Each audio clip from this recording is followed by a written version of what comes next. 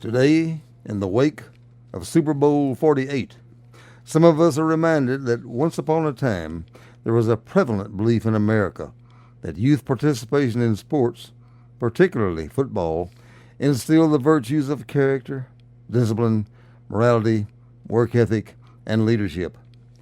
Sadly, the past couple of decades have provided some events that have punctured some holes into that philosophy. High-profile professional athletes have been involved in murder, suicide, drugs, alcohol, as well as other examples of abhorrent behavior. Despite this downward spiral of the image of athletics and sports, today's Texas History segment presents evidence by living example that participation in sports at an early age does indeed propel an individual into a path that can lead to achievement at a time in life when playing days are in the rearview mirror. The following few minutes present a positive story regarding sports and its influence upon society. This is the story of Bobby Folsom. Robert S. Folsom was born on Valentine's Day, February 14, 1927. Now, 1927 was a special year, a unique year, a year of heroes. It was the year that Charles Lindbergh became the first solo pilot to fly across the Atlantic from New York to Paris. It was the year Babe Ruth became the first baseball player to hit 60 home runs without the aid of steroids. Bobby Folsom, born in this unique year of 1927, would encounter unique circumstances in his early years as well. Bobby Folsom was born and raised in the Oak Cliff area of Dallas, where he was a four-sport athlete at Sunset High School, from which he graduated in 1944. He enrolled at Southern Methodist University in Dallas as a student athlete in the fall of 1944. America was full-blown in the engagement of war at that time. The effect of war was felt everywhere. College football was no exception. Collegiate sports were met with serious manpower shortages. Every eligible male in America over the age of 18 was called to duty. As a result, many young men playing college football by the year 1944 had previously been classified 4F by the Selective Service System. As a result, the National Collegiate Athletic Association, who previously had not allowed freshmen to play varsity football, waived that restriction because of the war-induced manpower shortage. However, at SMU, head coach Matty Bell deemed the quality of play in college football to be inferior. Therefore, any example of overachievement would not be officially recorded. Bobby Folsom became caught up in this snare. During that 1944 season, as a defensive safety, Folsom intercepted 4 passes and returned them all for touchdowns. In the games, the touchdowns certainly counted on the scoreboard, but under Coach Bell's edict, they were deleted from the record book. It could be said to be unique for Bobby Folsom. 4 TDs scored, but not recorded. Then, between the semesters at SMU, as 1944 became 1945, Folsom received approval allowing intervention from his congressman to be admitted to the Army Academy at West Point. So, in 1945, under Coach Earl Red Blake, Bobby Folsom found himself playing college football in the national limelight as a member of the Army Black Knights. Folsom contributed to Army's NCAA National Championship season. He also enjoyed the rarefied air of being a teammate to the 1945 Heisman Trophy winner, Army fullback Doc Blanchard, part of a tandem of Army's running back duo, Mr. Inside and Mr. Outside. Blanchard was accorded the nation's mantra, Mr. Inside, as a result of his power running through the thick defensive lines of Army's opponents between left and right tackle. A year later, 1946, Army shared the NCAA National Championship with Notre Dame. Blanchard was injured in the first 2 games of the season, so the Army offense was bolstered by the other running back, Mr. Outside, the lightning quick Glenn Davis. At season's end, Davis won the Heisman Trophy, a truly amazing circumstance for Bobby Folsom. 2 years as a member of a national champion, plus 2 years of a Heisman Trophy winner as a teammate, albeit 2 separate Heisman Trophy winners, Blanchard and Davis, in those 2 years. At the end of 1946, Folsom was faced with a decision. The war was over.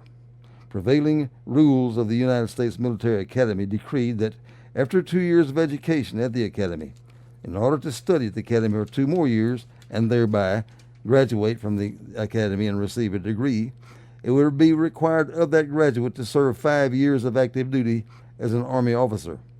By now, Folsom had decided he did not desire a military career, and so he made the decision and returned home to Dallas and back to SMU.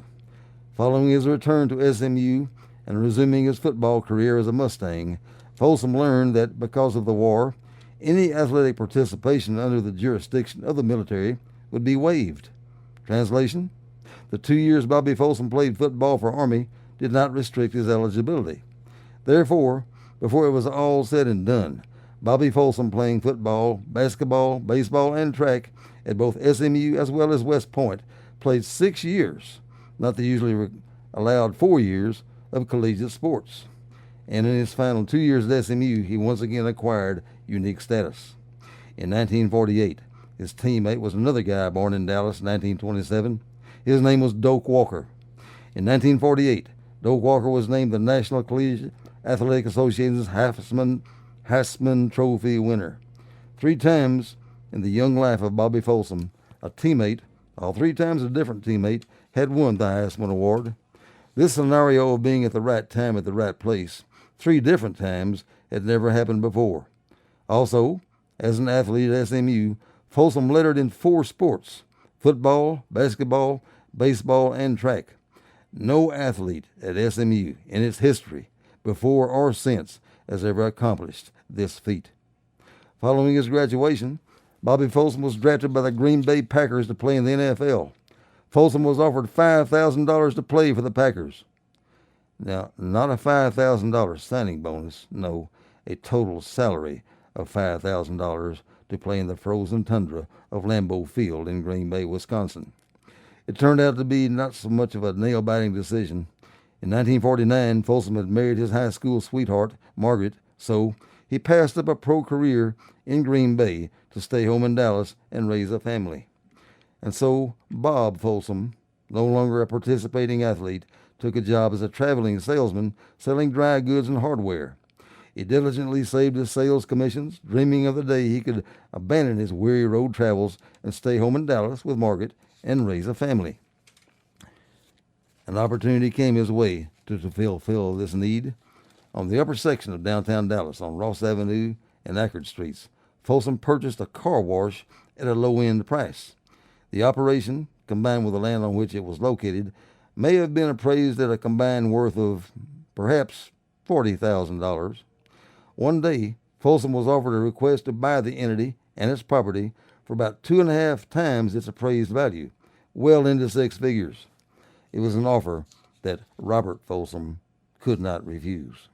Meanwhile, his friend, that 3rd Heisman Trophy teammate, Doak Walker, had gone into the NFL playing 6 seasons. 6 seasons for the Detroit Lions. 2 seasons, Doak played for the NFL champion Lions. 2 times he was the league's scoring leader.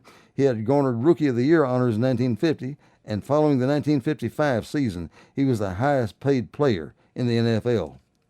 Doak Walker, the highest paid player in the NFL, was making $20,000 a year. He retired at the end of the 1955 season to pursue a career as a salesman, working for an electrical contractor in Denver. Perhaps Highland Park-bred Doak Walker was emulating Oak Cliff-bred Bob Folsom. Then, by the 1960s, Robert Folsom, following his windfall real estate transaction, served for several years on Dallas Independent School Board.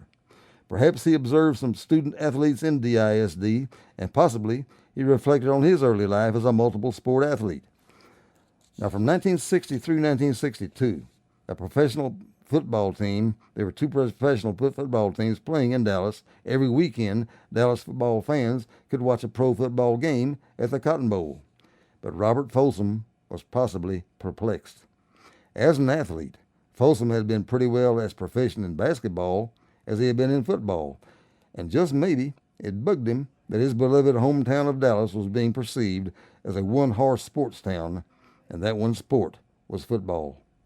So in the mid-60s, a league that was rival to the National Basketball Association was in formation.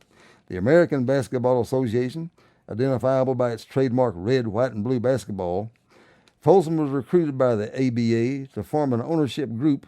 Robert Folsom delivered, raised the needed capital investment, and in the Dallas Convention Center and Memorial Auditorium, the Dallas Chaparrals were born. Eventually, the feasibility of this basketball venture proved to be premature.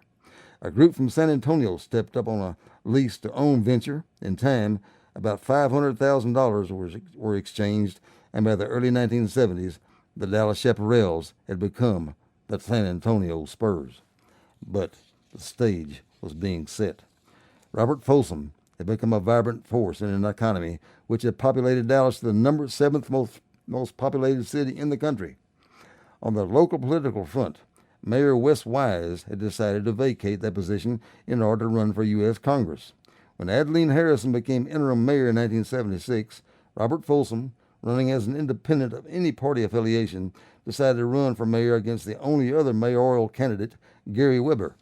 Robert Folsom was elected mayor in 1976 and immediately went about the work of making Dallas a legitimate, world-class city, which by some definitions translated a multiple sports city.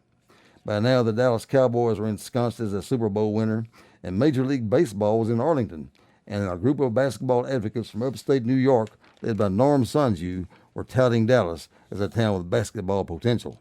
Moreover, Dallas possessed a pro-basketball mayor named Robert Folsom. Norm Sanju lobbied vigorously to the NBA powers that were, with convincing arguments. However, there was one major obstacle preventing an NBA expansion team from forming in Dallas, and it was a huge obstacle. In common layman language, there was no place to play basketball in Dallas. This scenario clearly placed the ball in Robert S. Folsom's court.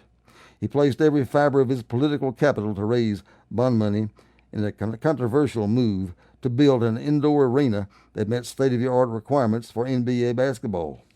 It required about 3 years of courageous, non-faltering, no-wavering commitment, but in April 1980, the 17,007 non-floor seated Reunion Arena officially opened to a 2-evening Kenny Rogers concert. Appropriately, the banquet room at Reunion Arena was the Robert S. Folsom Room. The Dallas Mavericks launched their NBA franchise history in the fall of 1980 in Reunion Arena, at that time the largest indoor arena west of the Mississippi River. At the time, Bobby Folsom may have been having some fun with old Doak Walker. For decades, the Cotton Bowl had been known as the house that Doak built. Now, finally, in the southwestern sector of downtown Dallas, basketball, track, tennis, and assorted musical concerts adorned the house that Bobby built. Robert S. Folsom served as Dallas mayor through 1981. In addition to the Dallas Mavericks, the downtown arts district was a pet project to fill the Robert S. Folsom legacy, as well as the companies he founded, Folsom Properties, Sabre Realty, and a North Dallas/Addison neighborhood known as Bent Tree. His beloved wife, Margaret, passed away recently in December of 2013 at age 36. Mr. Folsom will turn 87 next week. Although in guarded health, he has outlived SMU football icons the likes of Doak Walker, Kyle Rote, and Don Meredith, none of whom, by the way, lettered in 4 sports at SMU. Bobby Folsom did. Because you see, Bobby Folsom is unique. Go have yourself a historical day. This is Lee Powell. Bye-bye. Happy trails.